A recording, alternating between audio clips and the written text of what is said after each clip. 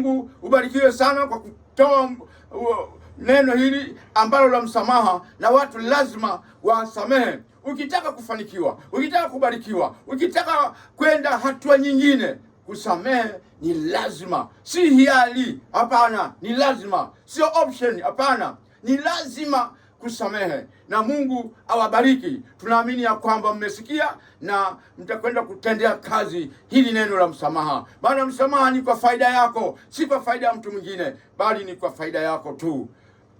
Nitashukuru Mungu.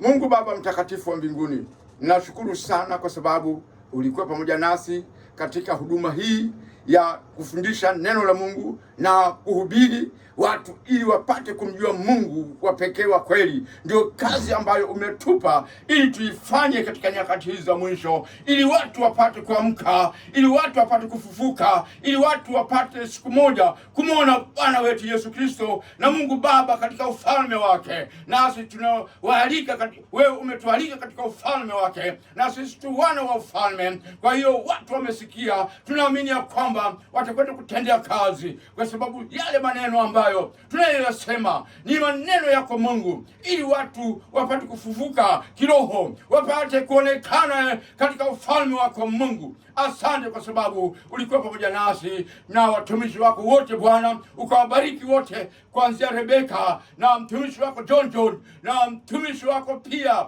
William Mbua, ukawabariki ili mtakatifu wapate kuja siku nyingine tena hapa kulihudumia neno hili, kuwaeleza watu kweli yako Mungu, ili wapate kupona katika nyakati za mwisho. Katika jina la Yesu mwana wa Mungu ninaomba na kuamini, amen.